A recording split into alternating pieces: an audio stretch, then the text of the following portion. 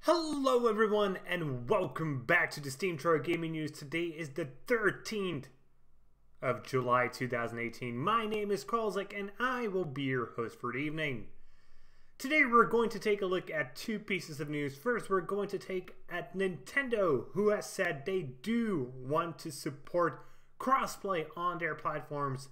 And secondly, we're going to take a look at Epic, as they're apparently making so much money out of Fortnite that they don't have to take as much money from developers. Yes, today is a day of both news being good, and that's simply amazing. But let's begin with Nintendo, who said they want to help third-party publishers add crossplay to their platforms. So this all happened during the 78th annual general meeting of shareholders, where the former Nintendo president Tatsumi Kimishima and senior executive officer Susumu Tanaka offered their thoughts on crossplay. Recently we have been talking about Nintendo and crossplay a little bit because they announced a few titles that will have crossplay or already have crossplay on the Nintendo Switch. For example, Minecraft or Fortnite. Yeah, those are the biggest ones. Sadly, they didn't really talk about these, but they both offered their thoughts on the subject in general. So first they stated, our fundamental way of thinking about offering Nintendo titles on other platforms remains unchanged. That makes me sad, because I would really love to see Nintendo games come at the very least to the PC, because PC gamers aren't usually console gamers. Yes, obviously there is an overlap between the two markets, but in general, people who game on their PCs, and people who game on their consoles, and rarely switch between the systems. I do understand why they want to keep their Nintendo games exclusive to Nintendo consoles though, because it is the reason why people often buy the Nintendo consoles. Yet, it makes me sad because I would love to play many of the Nintendo titles, but I'm not willing to shell out the money just to play a few games for a whole console system, which I may not use to its fullest. On the other hand, they also continued on this point and said that Nintendo is inclined to do what we can to help publishers incorporate crossplay when that is what they want. Which means they're talking about third-party developers, meaning companies other than under the wings of Nintendo. And that is awesome and understandable on the other hand. So let's start with the understandable part.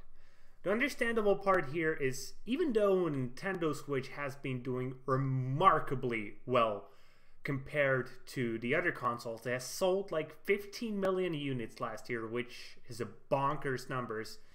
It is still obviously lower than the total number of either Xboxes or even Sony PlayStation sold, because, well, those have been on the market for quite much more time. Yet the Switch needs to compete with them. And how do you do that? You need to allow people to play with their friends. And the only way they can really do it on the Switch is if you allow them to play with people on other platforms. More specifically, this mostly portrays to the Xbox, PC, and mobile.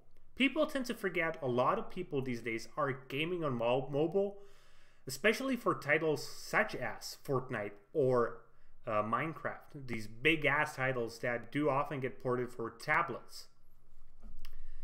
And that is, I think, the market that Nintendo is aiming at.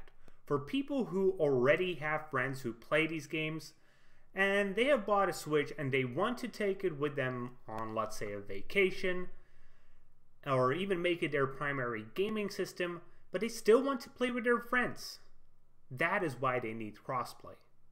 And moving in that direction will certainly bring them also brownie points with the community, because the community loves crossplay, and it's one of the reasons why the gaming community at large currently, not hates. What's a lesser word than hate? Doesn't like Sony as much.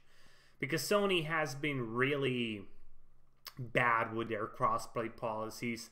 I would have, for example, had a ton of friends whom I could have played Rocket League, but I can't because they're playing on a PlayStation, and most of my friends on PC have moved on from Rocket League, as it is a few years old game at this point, and PC gamers tend to move on to games, I think, more rapidly than the console gamers, at least when it comes to multiplayer games. And if I could get people to play on the PlayStation, I would suddenly like have a party of 20 friends with whom I could play Rocket League, but because I cannot, I'm shit out of luck.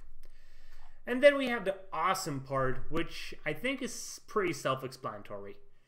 Any sort of console manufacturer that pledges themselves to being supporters of crossplay are doing it right, in my opinion, because that's where the market is moving, and I do want it to move in that direction because I think it is a good direction.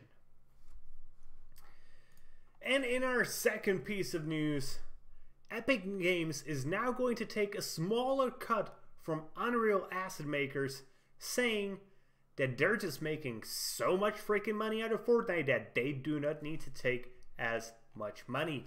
And most interestingly, this will actually be retrospective. This will go up to back to 2014, to when the store launched. So up till now, the split was 70-30, meaning that the developers or the people who made the assets got 70% of the price and 30% was left to Epic. And from now, it's going to be 88% left to the developers or asset makers and 12% going to Epic. And isn't this just freaking epic? Man, I love their name. It's just so easy to make puns out of it. Yeah, we obviously do not truly know what the numbers are. We do know that there have been around 8 million downloads of products from the store since 2014, and about 1 million of those were free assets. And most of the assets there are still relatively cheap. So I'm going to assume the number is going to be around $100 to $150 million. Though I could be just completely wrong. Don't take my word for this, because I just do not know these numbers fully. Obviously, the Unreal market is pretty small compared to other online storefronts like the iOS store, Steam, Google Play.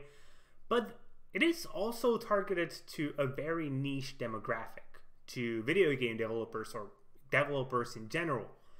It's not targeted at a mainstream gamer. So it is understandable why it is a smaller market and why it's making less money.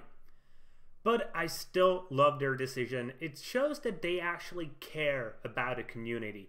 And that's something a lot of companies tend to forget these days, that you need to be taking care of your community. Otherwise, it will just not like you. And if the community doesn't like you, they will not buy and play your products. And Epic, being a company that obviously cares about their consumers, whether it's on the gamer front or on the developer front, is getting my seal of approval. And with that being said, that's going to be it for today, guys. I hope you enjoyed today's show, and if you did, please consider giving us a thumbs up here on YouTube and subscribing to the channel. If you're watching on Steam, maybe you want to give us an upvote and follow the blog. Either way, be sure to leave a comment and be sure to tune in tomorrow for more gaming news, as we are your source of daily gaming news every single day. See you guys later with more gaming content.